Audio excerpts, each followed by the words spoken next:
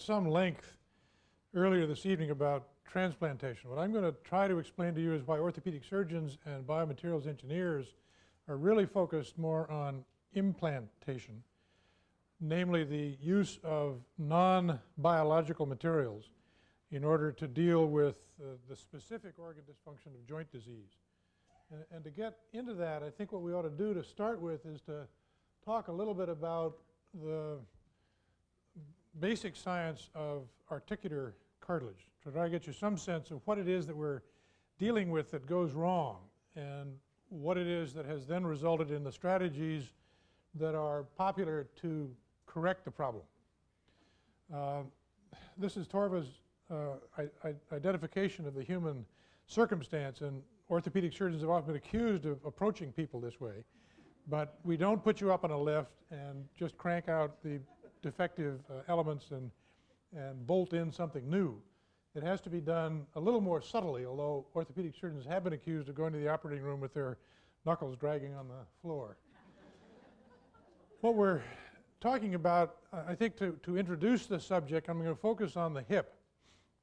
This is the pelvis and the socket called the acetabulum. The ball that fits inside it is called the femoral head that sits on a femoral neck, and that sort of goes around a little corner and then down the thigh bone, also known as the femur, to the knee. And this is the area that was first approached as a venue in which to try to solve the problems that accrue when cartilage goes awry. Cartilage is a fascinating architectural challenge. This is spongy bone where the marrow is, that Dr. Green, Dr. Enriquez were referring to, where all these busy little cells are, and it's a miraculous kind of a housing for all of this gushy stuff to go on.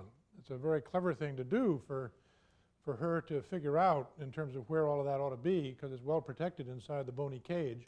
And underneath the cartilage itself is this plate of bone called subchondral bone, chondral being the cartilage.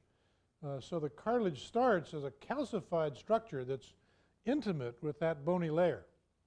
And the fibers that constitute the rest of the cartilage launch themselves from this mooring up into the zone where the cartilage is mostly water, 80 or more % water, with cells in mystical isolation from each other, existing in dark little chambers with very little capacity to communicate either with themselves or each other, and certainly no capacity to communicate with the immune system. And there's no blood vessel existing within this architecture. You can see these fibers go up pretty much straight up, but when they approach the surface, which is here, they arch over.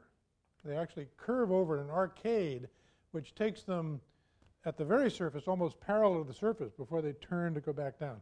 It's an elegant and extraordinarily important structure that is extremely difficult to reproduce. So it looks like this when it's healthy. Articular surface here, which is right in this little square.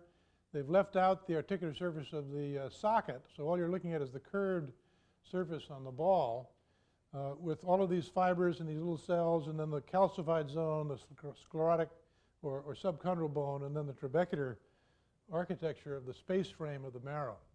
And when things start to go awry, the first thing that changes is the substance among the fibers that binds them together, the glue in a sense, the matrix that keeps these fibers healthy and in a dynamic relationship with the spongy, water-retaining substance among the fibers. So that starts to go, and the fibers start to try to exist by themselves, and they just can't. So it starts to look more like a hairbrush than a rubber eraser. And as a hairbrush, that's not a very attractive option in terms of what you want to walk on.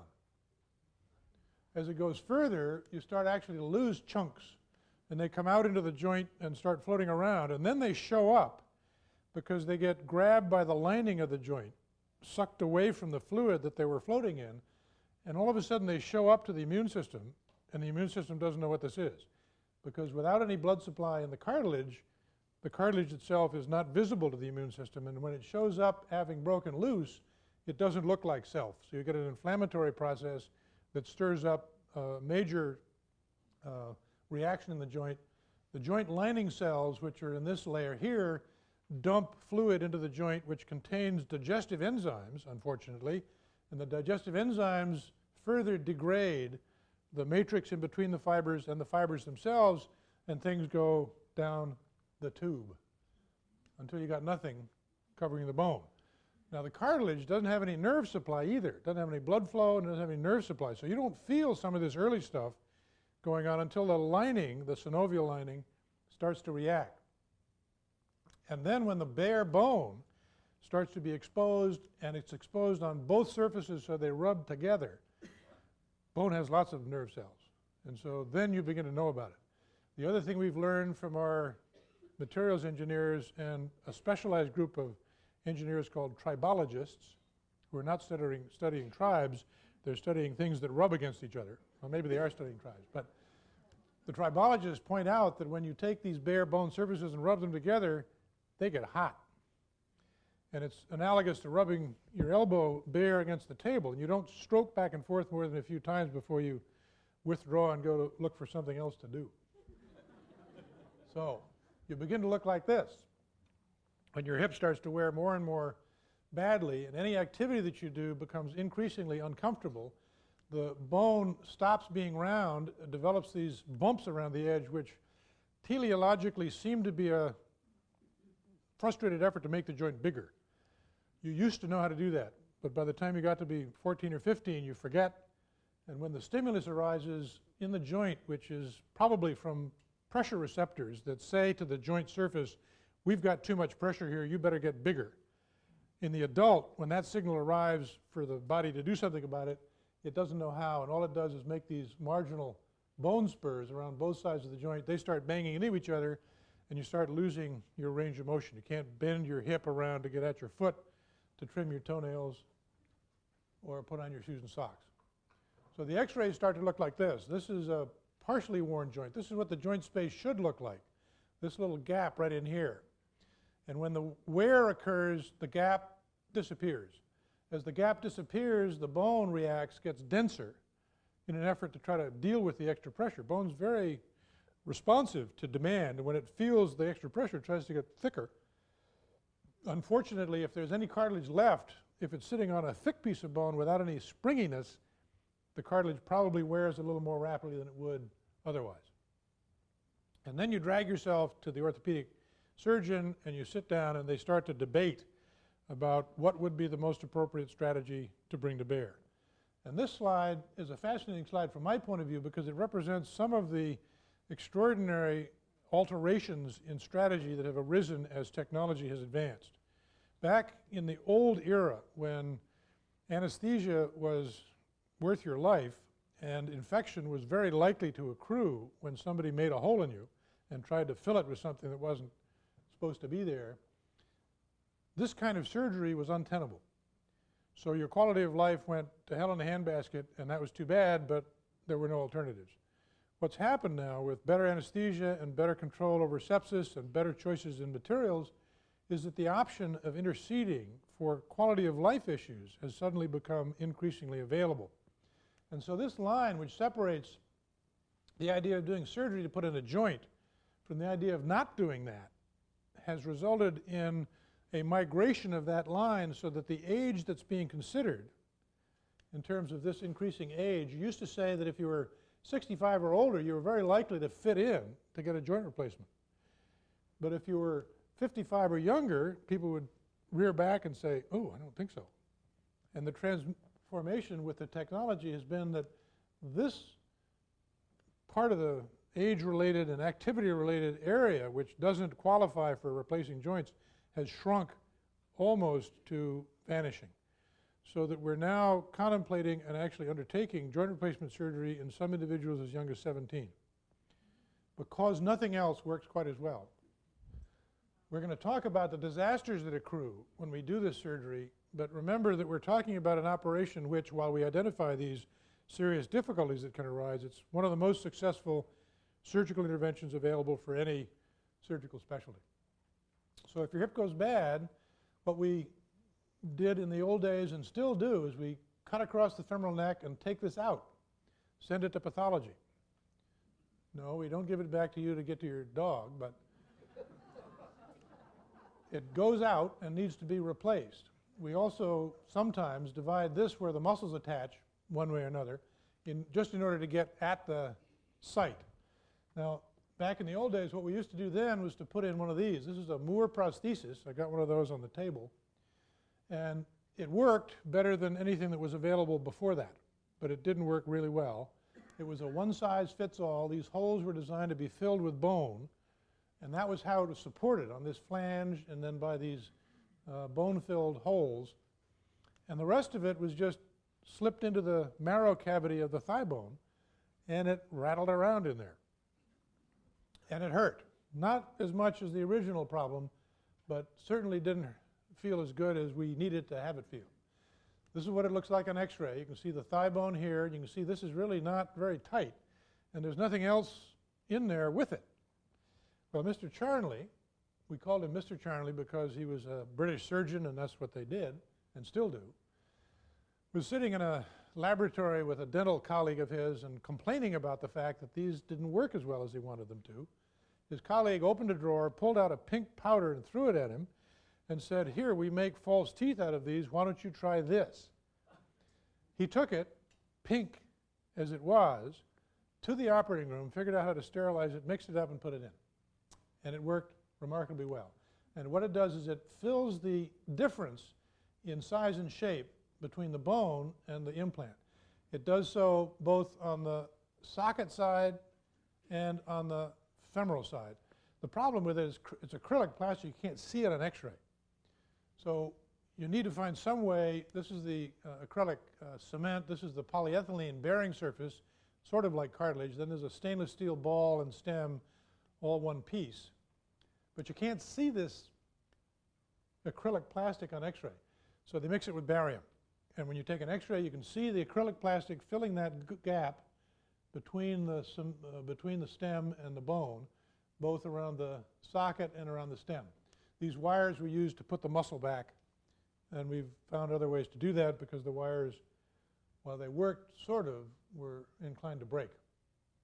What we found out was that this acrylic cement was the weak link in the system. It was brittle. It was vulnerable to bacteria that might swim around in your bloodstream, and that happens from time to time in all of us. And if those bacteria that swim around in your bloodstream find that plastic surface and set up shop, it's almost impossible for your body to get rid of it. We have to go back in, take it all out, put in antibiotic-soaked materials, and leave that there for a month and a half or 2 months, then go back and redo the hip to try to deal with that. In order to try to get out of this difficult situation with the acrylic cement being the brittle and relatively vulnerable element in the system, John Collier and others were involved in the development of this technology, which is a metallic bead that is applied to the surface of these metal materials and then heated just enough so that the surface metal becomes activated and forms a weld. So that the beads fuse to each other in these contact points, and they also fuse to the substrate, the big piece that they're applied to. And they leave behind these gaps all through the surface. And when you choose the right metal and put the device in so that it's tight and it doesn't jostle around, the bone grows right into those surfaces and locks the whole thing in place. So you get a living membrane that supports the structure. You can see we actually technically have to make it fit a lot more tightly. So we convinced the manufacturers to develop a large range of sizes and shapes so that we could precisely mate the right size to the right person. And in this interval between the bone and the implant, there's this porous surface that stops right there. The rest of it's smooth for reasons of mechanical stability, so when we put it in, it doesn't tip over. And if you want to take it out again, you don't want this thing coated all the way down to there because it's very hard to take it out. So you have to figure out, well, where are you going to stop with the coating and how big does it have to be and what does material has to be. A lot of research went into finding out how to make this work, and Dr. Collier contributed a tremendous amount to making sure that the metallurgy of this process of fusing the surface to the beads was going to be durable and would hold up under functional stress. After 5 or 6 years, what you see is that the original thickness that you had here increases right where the coating ends. This is the end of the coating right here. So the coating stops right there, and what you can see happening is that the bone's getting thicker right here where the coating ends, because that's where the mechanical stress that weight bearing and walking is creating when it's taken through this very stiff metal down to the point where it's smooth.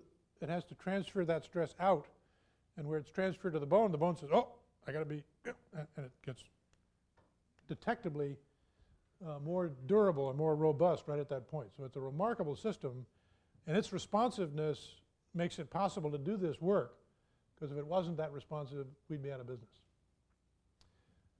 There's a big difference between the hip, and this is Charnley's hip, and the knee. And I want to go into some of that because I think we have to be clear about why it is that we're doing things differently in the knee, but some of the problems are the same. The biggest difference is that we're dealing with two long segments of bone on either side of the knee, which have to be oriented exactly so that the ball is right over the kneecap, is right over the ankle. And the problem is that some of us don't come that way, and other of us who did end up not that way in the long run. So we may end up with a knock-knee deformity called a valgus deformity if the outer side of the knee is wearing more than the inner, or a bow leg if the inner side is wearing more than the outer. In any case, what happens as this occurs is that the cartilage surface of the knee, just as it did in the hip, fails for one of a number of reasons, and you start looking like that. And your x-rays start looking like this. This is the normal space between the two surfaces with cartilage in between, and as the disease progresses, you see the cartilage gone completely, two bone surfaces directly applied to each other, and the contours of the margins of the joint now are beginning to show these bone spurs that develop in a frustrated and ineffective effort to increase the size of the joint that you're bearing weight on. Way back in the early 50s, the solution to that was initially tried was to build a hinge. The problem with this hinge design, this is the part that went down into the shin, and this is the part that went up into the femur, up into the marrow cavity, and this was sort of a similar shape to where the kneecap would have to ride. Well, the problem that we ran into with that was that when you put that in and you put the limb with its two long segments of thigh bone and shin bone under stress, all of the stress then has to be borne by the interface between the bone and the metal. What you'd like to be able to do instead is to ask the ligaments that are still there to take that stress. And that becomes a much more feasible mechanical solution in terms of making sure that the assembly that you end up with is actually durable and can be expected to function under a wide range of activities. An effort to do that resulted in the proliferation of designs. None of these designs is currently any longer available except this one and that one. All of the others were mistakes. Back in the era just before 1975, there were some calculations made to suggest that there were over 200 different designs like this available for purchase and installation in people until the government promulgated the device regulations in 1976. That contributed, but also the desire of the orthopedic surgeon and the patient not to do something that didn't work resulted in a rapid convergence. So almost all the designs available now at least look something like this, which looks something like the knee. Maybe we should have noticed that when we started, but sometimes wisdom comes late. What it looks like then, here's a woman whose lateral compartment, the outer aspect of this right knee has gone south. Here's her old moor that she had a long time ago. But her knock knee now becomes very apparent, and so when we put in a device of the kind that you just saw, we can actually straighten up that deformity and hurt. Many people that I've done this kind of surgery on come back to suggest that they're an inch or two taller than they were when they were in serious difficulty. They're also functioning well, and that raises the question of what admissible functions are there, and why would you get into trouble because you were functioning beyond the pale, so to speak. One of the things that happens is that your body responds to the bulk material, the big piece of metal, the big piece of plastic, the large layer of cement, relatively kindly. But if you take any of those materials and grind them up into tiny bits, tiny enough so that the cells that you've heard about earlier can actually ingest them, that is, take them in and try to eat them, they're not digestible. So one of the things that can happen is that these little cells that are picking up signals that these bits of wear and corrosion debris are available go in to eat them up, and they get indigestion, and they throw up. And when they throw up, the little bits are there again, and so there more cells come in to eat them up, and they throw up too, and so it's dreadful. And it can result in failure of the whole system. We're still struggling with that, and there are lots of things that we're now looking at to deal with that. I want to remind you again, though, that even though this looks like a dreadful disaster, and in fact, when it occurs, it is, it's a very idiosyncratic process. Many people deal with these little particulate materials with no problem. If we could figure out how they do and why it is that a few of the population at large don't deal with them well, we would actually be farther ahead. And we're working on that. We can reduce the likelihood that particles will be produced, and that's one reason why in the hip we've gone away from the methacrylate plastic cement, because that's one of the sources of particles. Why we're working on this polyethylene that Dr. Collier will talk to you about in a minute, in order to try to reduce the source of particles from that surface, which is being rubbed on by the ball, and what else we can do to deal with the whole process of the reaction to implantable materials. Now, many of you have also heard, both in the prestigious medical journals like the Valley News and the New York Times, that people are transplanting cartilage. Well, why don't we do that?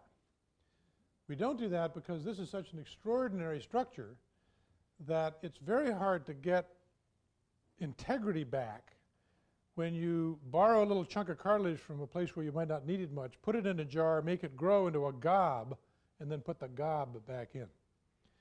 Putting in a gob where this has happened, and it's happened not just on one part of the joint, but on the opposing surface as well, two bare pieces of bone. You put in two gobs of cartilage, they get ground up together the first time you move your joint, and they're gone. So cartilage transplant surgery might work in certain isolated instances, mostly in people between 20 and 40 who've had an athletic injury that's taken a divot out of one side of the joint surface that's facing a normal surface opposite. That doesn't happen very often. And how can we get the architecture that I talked about, this extraordinary combination of dense bone, calcified cartilage attached directly with fibers coming up from it, intimately linked to the bone, but coming up vertically, curving over and going back down, so when you squash it, the water contained in it can't move sideways and has to move back up to the surface and spread out on the surface to lubricate the surface. How do you do that when it's been destroyed by wear and tear? And we haven't figured out how to do that. So my sense is that we're going to be in the work of replacing the joint with a new surface or some new architecture, because we find this so extraordinary in terms of its integrity and so demanding in terms of its mechanics that we haven't gotten a way to grow it and then implant it. Now, Dr. St. Germain may contradict me and tell me that stem cell research will do that for me in just a year or two, but I don't really expect him to. So one of the tenets that we have to go by in our effort to move through what we're doing now to what we need to be doing later is that we don't want to be the last ones, but the first ones are also